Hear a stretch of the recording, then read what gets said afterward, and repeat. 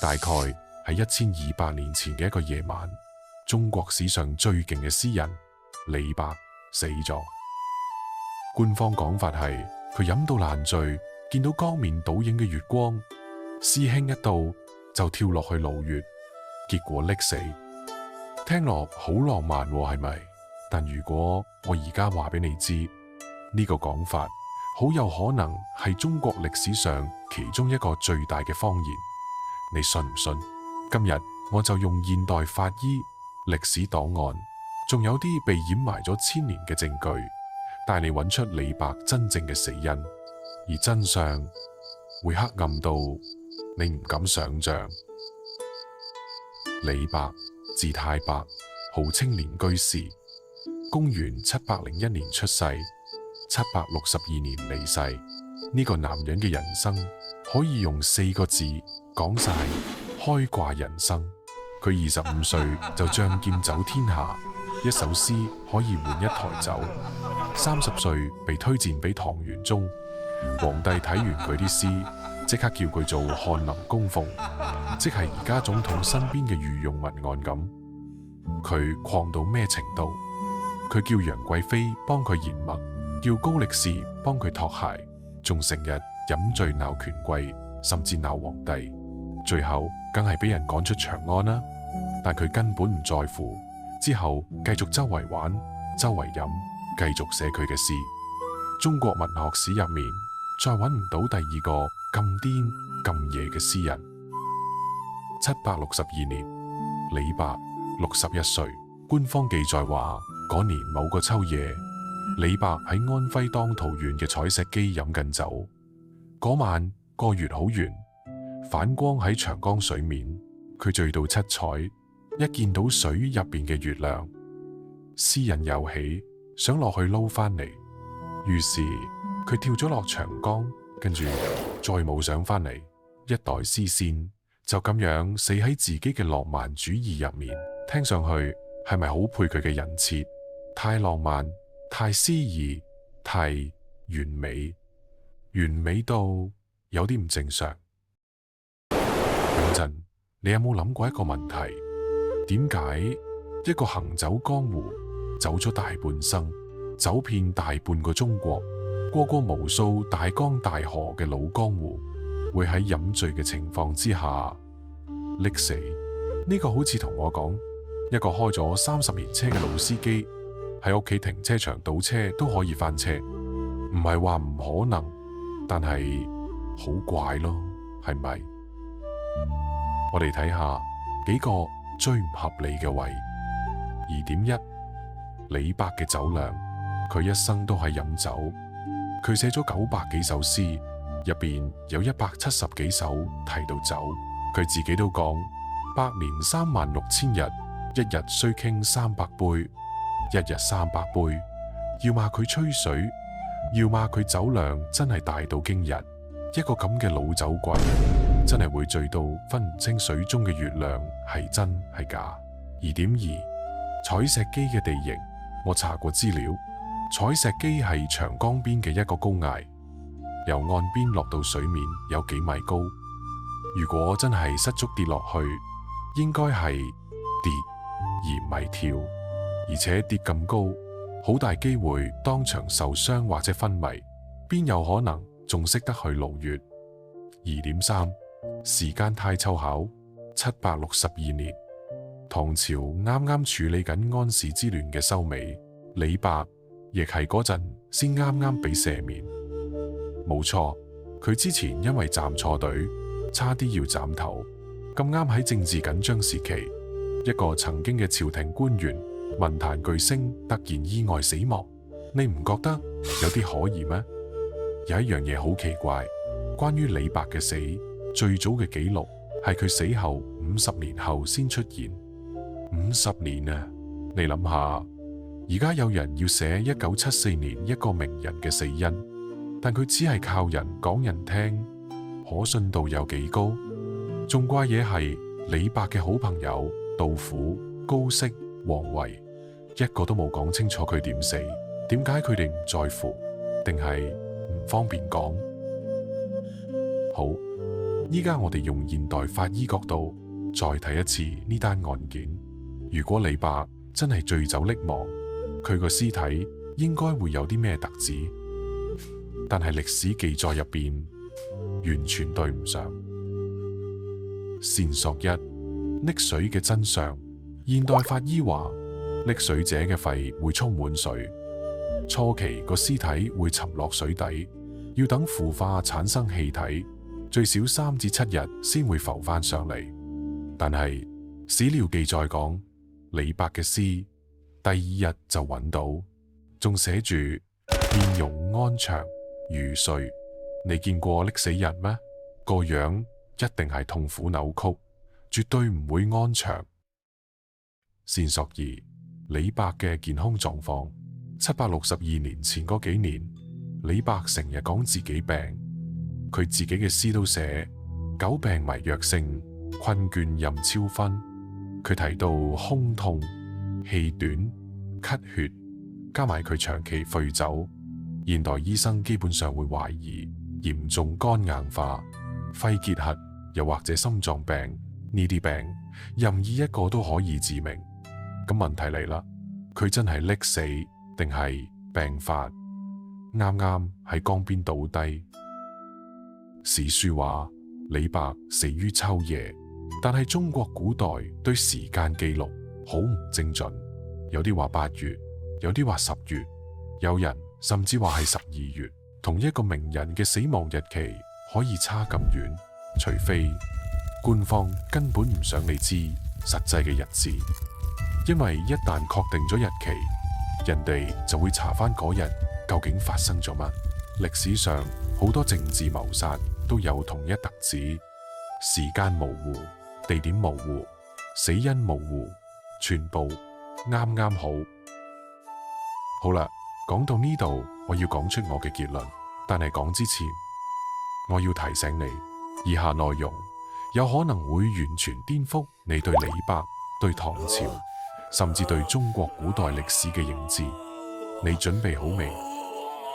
假設一病死，政治掩蓋，最合理嘅解釋其實係李白係病死嘅，佢長期酗酒，身體早就搞到一撇。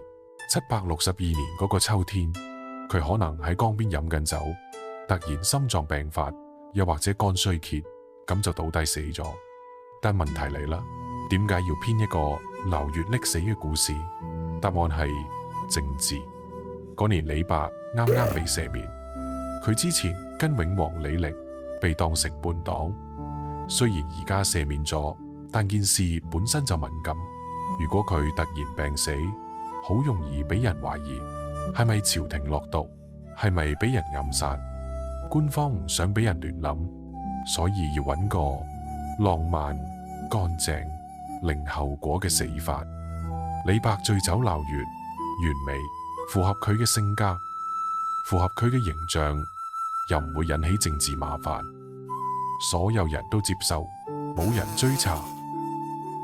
假設二，政治暗殺，仲有一個更加黑暗嘅可能性，李白係俾人殺嘅。諗下啦，佢做過永王幕僚，知好多朝廷內幕。安史之亂之後，朝廷鬥爭好殘酷，當年站錯邊嘅人，有啲被斬，有啲被流放，有啲神秘消失。李白實在太有命，直接處死會搞到民間譁然。咁點做？最簡單就係喺江邊，喺佢酒入邊落藥，等佢迷迷糊糊，再推落水。第2日就有一具醉酒溺亡嘅屍體被發現。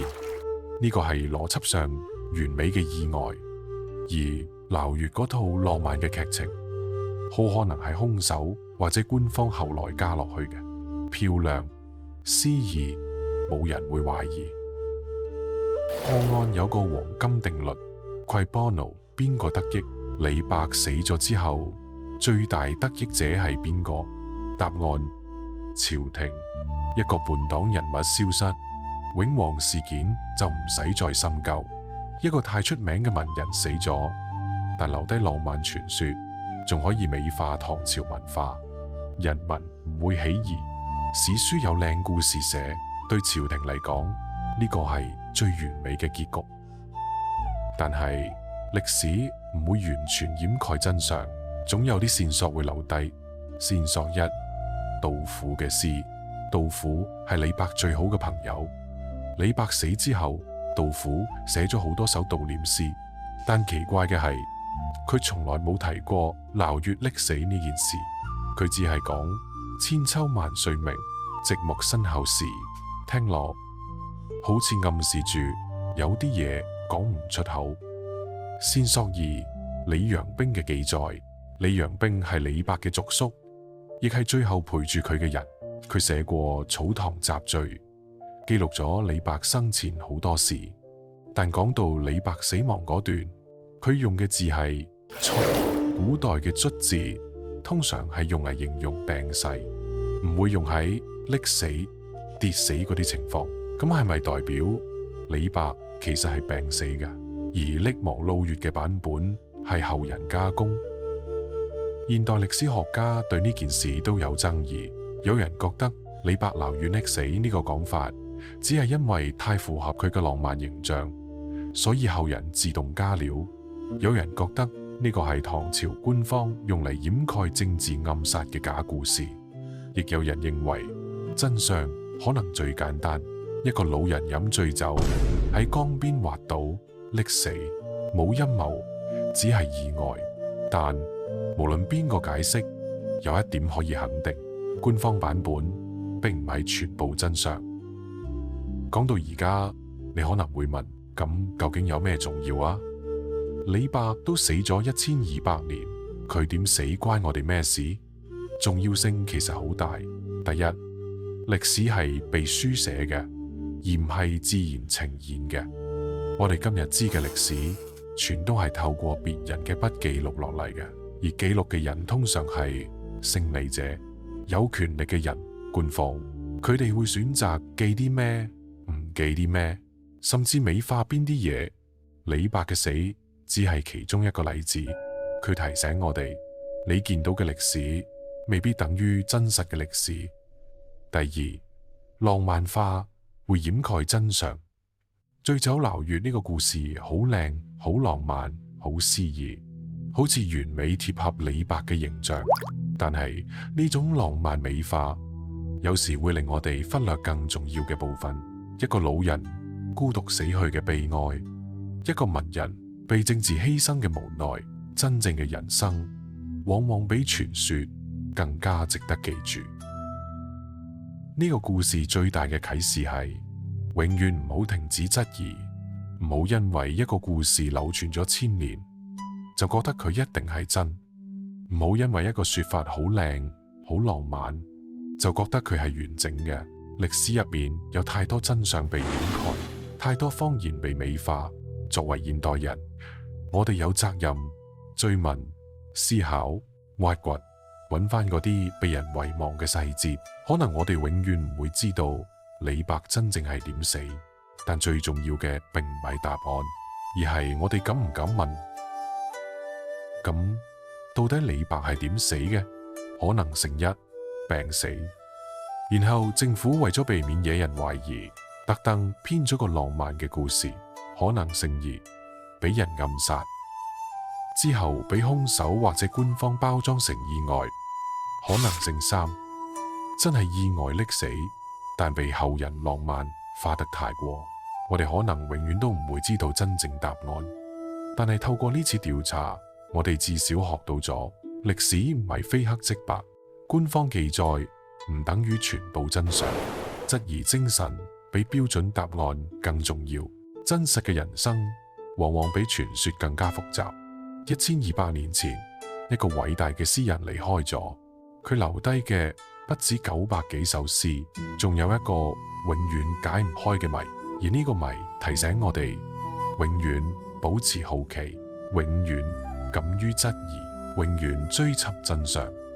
因為歷史係由敢於發問嘅人寫出嚟嘅。好啦，睇到呢度嘅你，一定係一個中意歷史、肯思考嘅人。我有幾個問題想問你，你信邊個版本？喺留言度講俾我知。你覺得李白係病死暗殺定係意外？我會睇晒每一條留言，同大家一齊討論。如果呢條片令你重新思考歷史，記得俾個 like。你嘅一個 like 就係對獨立思考最好嘅支持。仲有啊，記得 follow 我。下集我會繼續拆解更多官方講法背後嘅真相。你想聽邊個歷史人物嘅故事？留言話我知。記住，歷史係屬於敢於提問嘅人。我哋下集見。